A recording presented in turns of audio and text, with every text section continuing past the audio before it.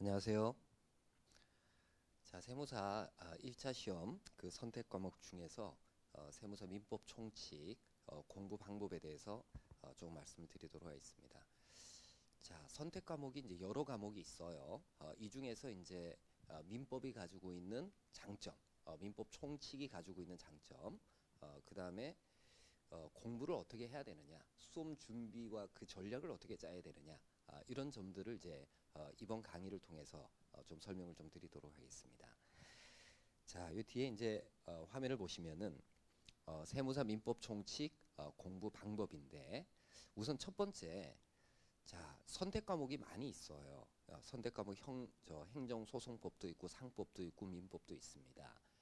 자, 우리가 이제 민법을 선택을 할 때, 민법 총칙을 선택할 때, 이 선택하면은 어떤 장점이 있을까? 이걸 먼저 한번 생각을 한번 해봅시다. 자, 왜 민법 총칙인가? 선택 과목이 여러 개 있는데 민법 총칙을 선택하면은 어떤 장점이 있을까? 라는 걸 이제 먼저 한번 생각을 한번 해보죠. 자, 우선 여러분 이제 처리해야 될 일들이 세무사로서의 일을 처리를 해야 됩니다. 자, 나중에 시험에 합격하고 나가게 되면 세무 관련한 일을 하게 돼요. 한번 생각을 해보세요. 자, 세금이라는 것은 재산권에 부과가 되는 그런 이제 부담이죠. 그러면 재산권이라는 것이 어떤 권리이고, 그 다음에 재산권의 내용을 알지 못한 채로 세무사의 일을 처리한다는 것은 매우 적절하지는 않습니다. 그래서 굉장히 많은 세무사 분들이 자격을 따고 다시 권리 관계를 파악하기 위해서 민법을 공부하기도 해요. 보세요. 재산권을 알지 못하고 세무 관련 사무를 처리하기는 어렵습니다.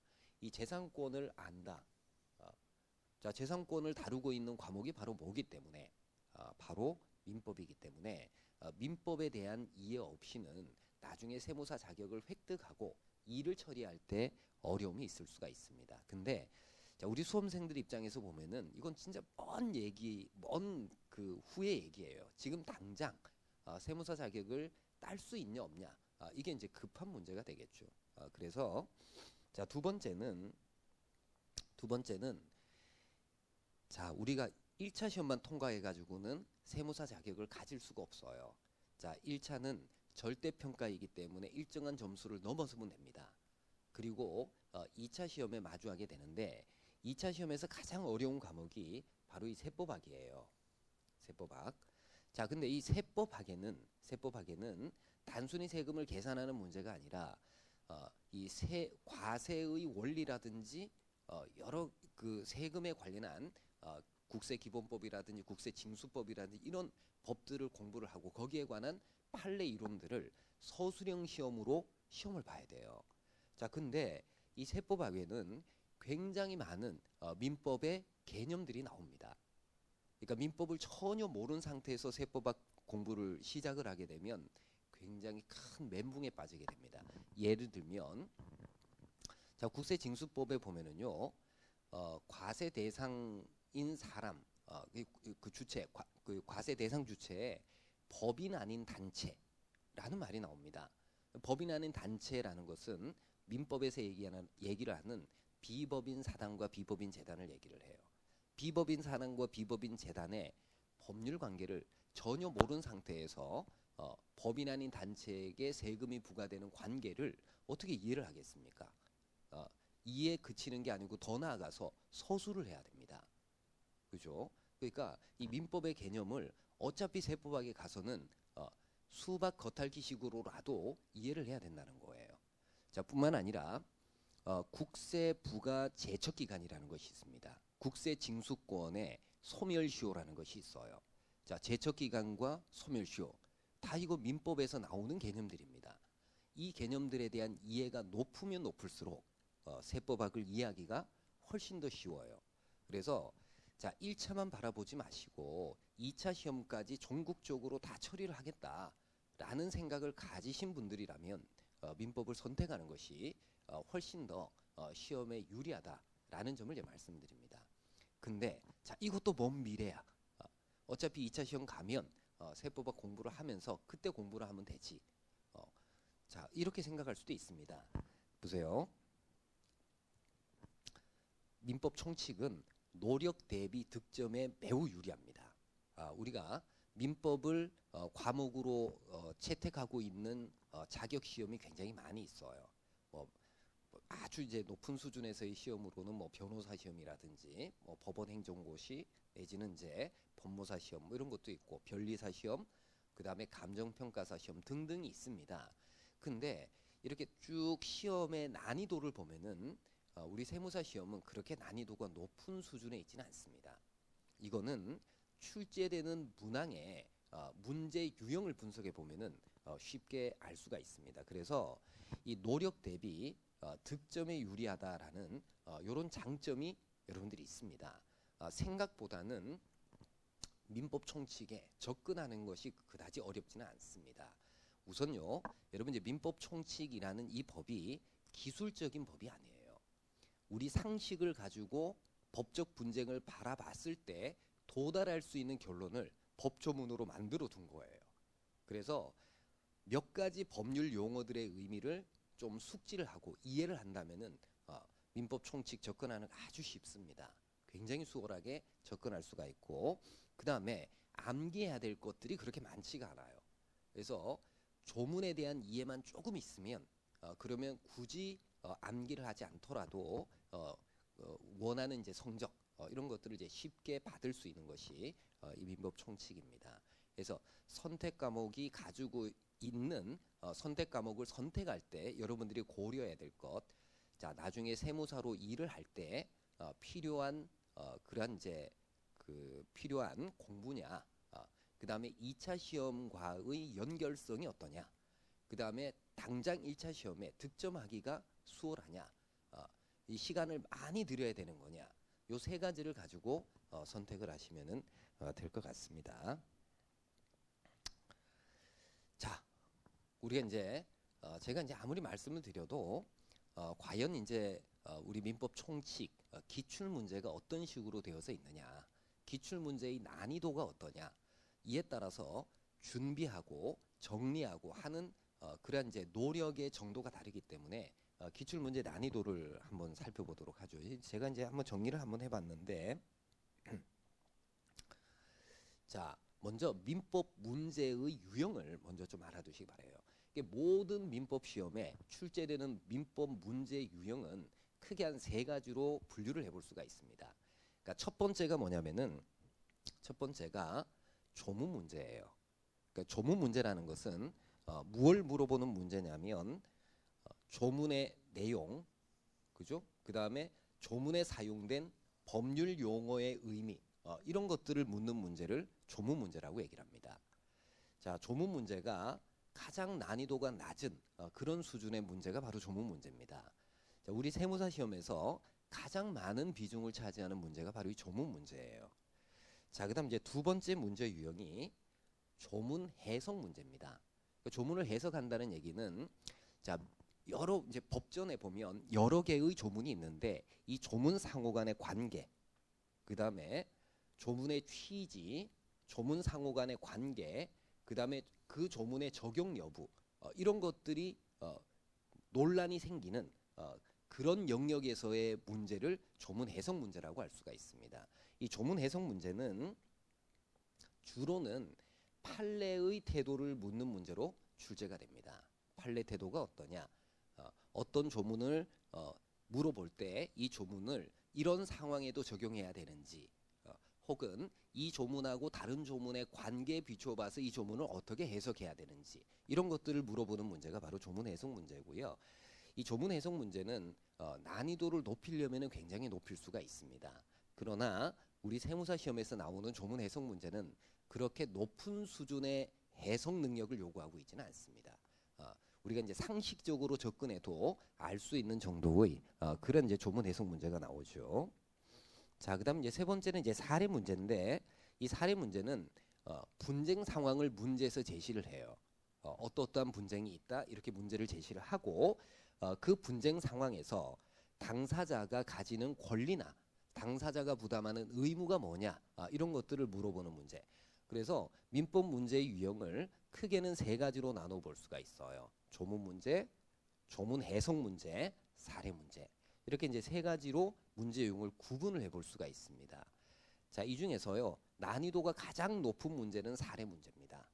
사례 문제는 조문을 정확하게 알고 있다는 것을 전제로 해서 현실적인 분쟁에 이를 적용해서 나온 결과를 물어보는 문제이기 때문에 복합적 사고가 필요한 문제죠. 사례 문제가 가장 난이도가 높고요. 그다음 두 번째가 이제 조문 해석 문제인데, 자, 조문 해석 문제는 이게 조문 문제하고 조문 해석 문제는 영역이 매우 겹치는 부분들이 조금은 있습니다. 그리고 조문 해석 문제하고 사례 문제가 또 겹쳐지는 부분도 있습니다. 그래서 조문 해석 문제 자체에는 난이도 편차가 조금은 있습니다. 근데 어쨌건 사례 문제보다는 조문 해석 문제가 접근하기는 조금 더 수월하죠. 자, 그다음 이제 가장 낮은 단계의 문제가 조문 문제입니다. 이 조문은 조문의 제목과 조문의 내용, 그다음에 법률 용어의 의미, 이 정도만 알면은 얼마든지 접근할 수 있는 그런 이제 문제가 바로 조문 문제가 되겠죠. 자, 우리 이제 세무사 시험에 문제 유형은 2018년도 기출문제 분석을 통해 가지고 어떤 문제가 어떤 식으로 출제가 되는지를 우리 한번 살펴보도록 합시다. 기출문제 분석. 자, 우리 이제 우선 이제 첫 번째 자, 그 매년 총 40문제가 출제가 되죠. 근데 오지선다이기 때문에 이 40문제를 지문별로 나누게 되면은 200개 지문이 나오게 됩니다. 자, 200개 지문 문항 중에서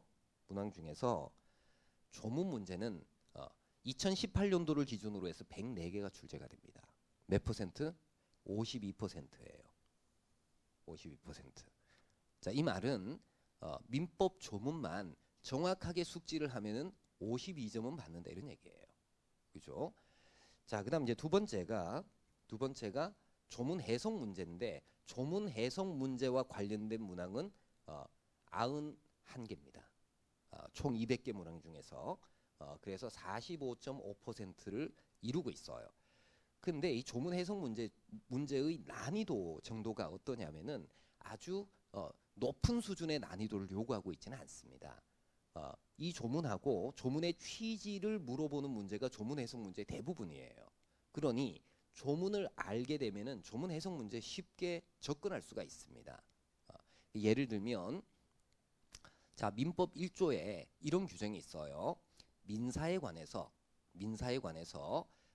법률의 규정이 없으면 관습법에 의하고 관습법이 없으면 조리에 의한다. 이게 민법 1조의 조문 내용입니다. 자, 이 조문에서 여기서 말하는 법률이 뭐냐? 이걸 물어보는 게 바로 조문 해석 문제예요. 여기서 말하는 법률이라는 게 국회가 제정한 법률만을 얘기를 하느냐, 아니면 그냥 문서로 되어져 있는 법을 얘기를 하느냐, 이게 조문 해석 문제입니다. 그런 수준의 조문 해석 문제가 대부분을 이루고 있어요. 어렵지 않다는 거죠. 자, 그다음에 세 번째 이제 우리가 난이도가 높다는 사례 문제 문항은 5개입니다. 딱 한 문제 출제가 된 거예요. 2018년도에. 자, 이거는 준비하기 어려우면 버려도 돼요. 자, 여러분 한번 생각해 보세요. 우리 저 선택 과목 민법 총칙에서 몇 점을 받으려고 하는 것이 전략적으로 타당하냐? 제가 봤을 때는 한 80점 정도예요. 자, 80점 정도를 받을 수 있는 노력은 그다지 노력이 많이 들지 않습니다. 노력이 많이 들지 않아요. 근데 이것 이상을 높이려면은 조문 해석 문제 중에서도 어려운 판례들을 정리를 해봐야 된단 말이죠. 그래서 우리가 목표를 한 80점 정도 잡고 이 시험에 전략적으로 대비를 한다면은 민법 총칙은 접근하기가 굉장히 쉬운 그런 과목이고, 그다음 2차 세법학하고도 연결이 되기 때문에 매우 이제 전략적으로 접근해 볼 필요가 있는 그런 이제 과목이다라고 이제 저는 생각을 해요. 자, 우리 이제 기출 문제 분석을 봤어요. 그러면 구체적으로 수험 준비를 어떻게 해야 되느냐? 자, 여러분 이제 민법의 박사가 되려고 하는 거 아니지 않습니까? 시험에 합격하고 세무사 일을 잘 처리하기 위해서는 어느 정도의 수준으로 공부를 해야 되느냐? 이건 제가 아까 말씀드렸다시피 전략적으로 접근을 하셔야 돼요. 전략적으로 한 80점 정도 맞겠다. 그런 생각으로 시험에 임하는 것이 자격 시험에서는 더군다나 절대 평가로 넘어가야 되는 시험에서는 타당하다. 그렇게 이제 생각을 합니다.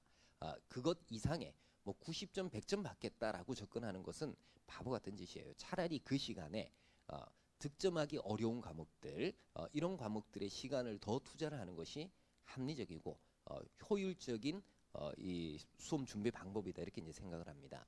우리가 이제 수험을 준비를 할 때요, 우선은 교재를 이제 확정을 해야 되고, 그 다음에 단계별로 어떤 방법으로 공부를 해 나가야 되느냐, 이게 이제 수험 계획이 되겠죠.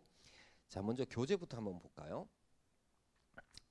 자, 교재부터 보면, 자, 우선 교재는 크게 두 가지로 우리가 생각을 해봐야 돼요. 기본서가 있어야 됩니다. 자, 제가 쓴 세무사 민법 총칙 정론은 일종의 기본서로서의 역할을 하는데, 여러분 이제 기본서에서는 우리가 어떤 부분을 파악을 해야 되는지 보세요. 우리 세무사 시험은 다 뭘 물어보는 겁니까? 민법 조문을 물어보는 거예요.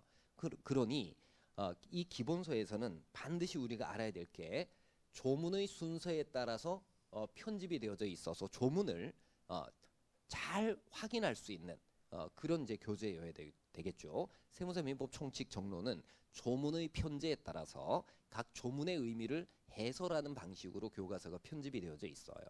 자, 그다음에 조문의 의미, 그다음에 내용, 이거를 파악할 수가 있어야 됩니다. 자, 조문을 읽어서도 파악할 수 있지만 그 밑에 해설을 보고서도 파악할 수가 있어야 되는데, 세무사 민법 총칙 정론에는 이 의미와 내용에 대해서 충분하게 해설을 해놨습니다. 누가 보더라도 이 조문이 어떤 의미를 가지고 있는 조문이다 이해할 수 있도록 해놨어요.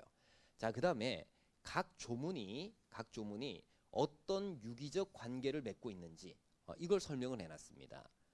여러분 이제 민법이라는 것이 하나의 논리 체계이기 때문에 한 조문만 가지고는 현실적인 분쟁을 해결을 못해요. 권리관계를 파악할 수가 없습니다. 이 조문과 다른 조문의 관계, 이것까지도 이제 파악할 수 있도록 설명이 이루어져야 되겠죠. 자, 그 다음에 이게 가장 중요한데, 각 조문이 해결하려는 분쟁의 실상이 어떤 거냐, 이거를 우리가 이제 기본 교재를 가지고 공부를 할 때 파악을 하셔야 됩니다. 예를 들면 어떤 사람이 매매계약을 체결하는데요, 착각을 하는 바람에 매매계약서를 엉뚱하게 작성을 했습니다. 자, 이 매매계약의 효력을 이 착각한 사람에게 계속 효력이 미쳐지도록 하는 것은 착각한 사람에게 지나치게 가혹한 결과가 될 거예요. 그러니까 이런 상황을 해결하기 위해서 우리 민법은 착오에 의한 의사표시는 취소할 수 있도록 하는 규정을 두고 있습니다. 그죠? 그럼 착오에 의한 의사표시 취소라는 이 조문은 착각해서 계약을 체결한 사람하고 그 사람이 착각했는지를 알지 못하는 상대방 사이에 이해관계를 조정하기 위해서 만든 조문이에요. 이게 분쟁의 실상입니다.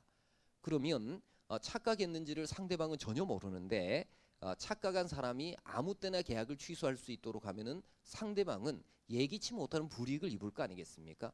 그 관계를 조정해 놓은 것이 착오 취소에 관한 민법 109조예요. 이런 것들을 여러분들이 기본 교재를 보면서 이해를 할 수 있어야 됩니다. 요게 이해가 딱 되어 있으면은 거의 시험 준비의 이제 절반은 됐다 이렇게 이제 보시면 되겠죠. 그래서 기본서는 이렇고요. 그다음 이제 두 번째가 문제집입니다. 여러분 이제 문제집도 반드시 푸셔야 되는데, 우리 세무사 시험 문제에 이 공통점, 이 특징이 있어요. 어떤 거냐면 기출 문제 중심으로 문제가 구성이 되어 나옵니다. 그러니까 아까 2018년도 문제 중에서 2018년도에만 출제가 된 지문은 거의 없습니다.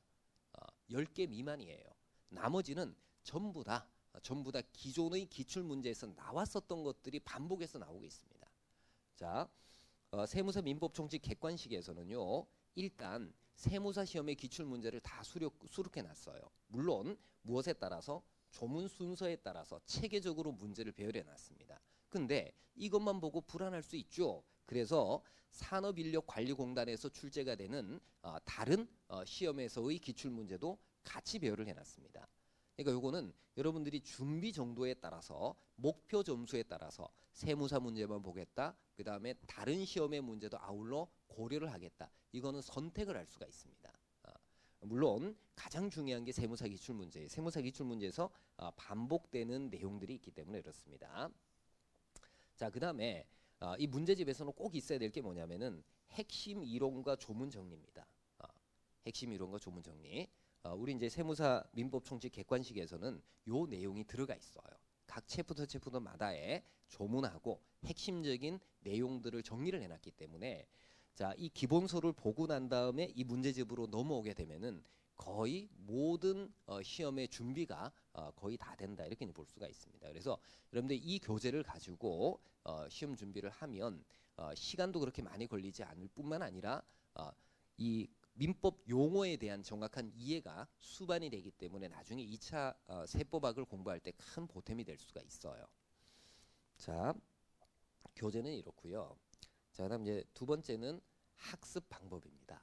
자, 어떤 방법으로 공부를 해야 되느냐. 이게 이제 굉장히 중요한데요. 단계별로 학습의 목표를 가지고 있어야 됩니다.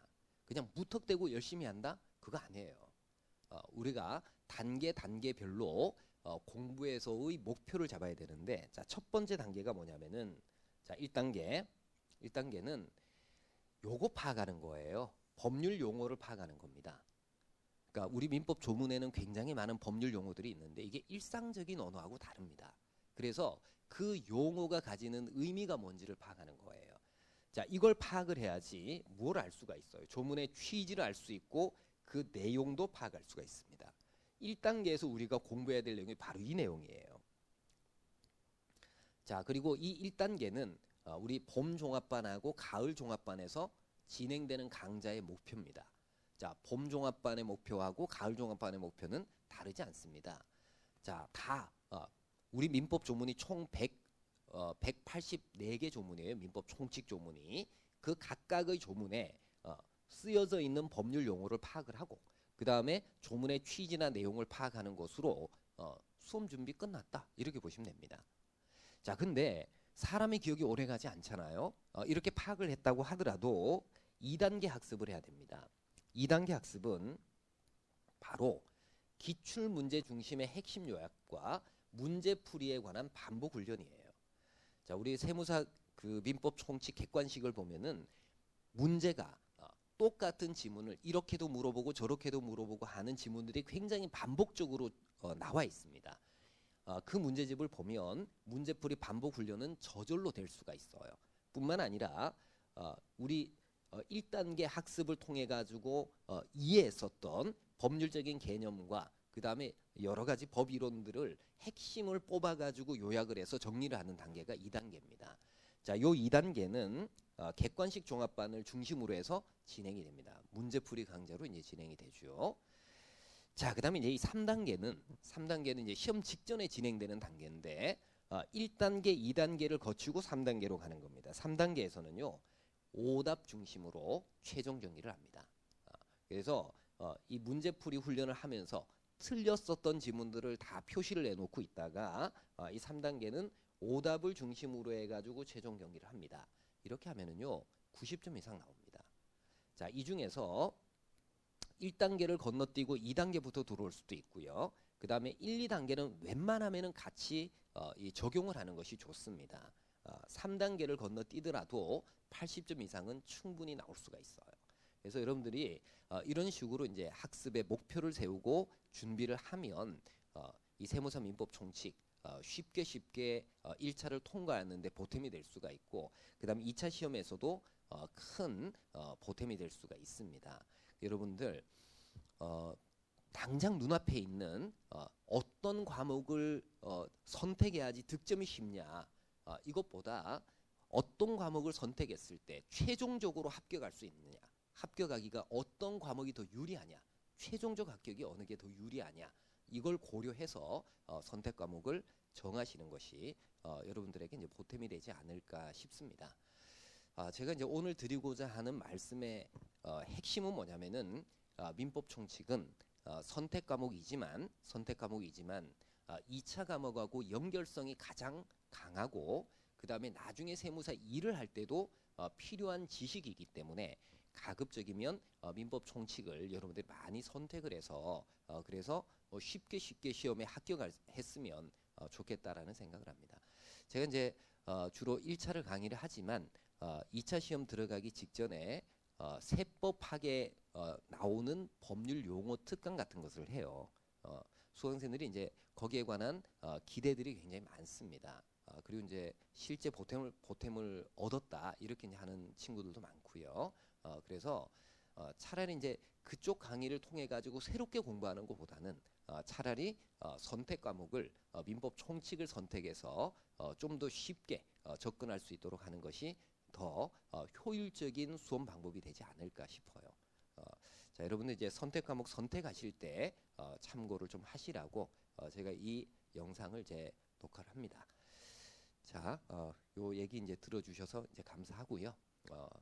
자, 봄 종합반 개강할 때 여러분들 이제 많이 뵐 수 있도록 그렇게 하겠습니다. 자, 고생 많으셨습니다. 마치겠습니다. 감사합니다.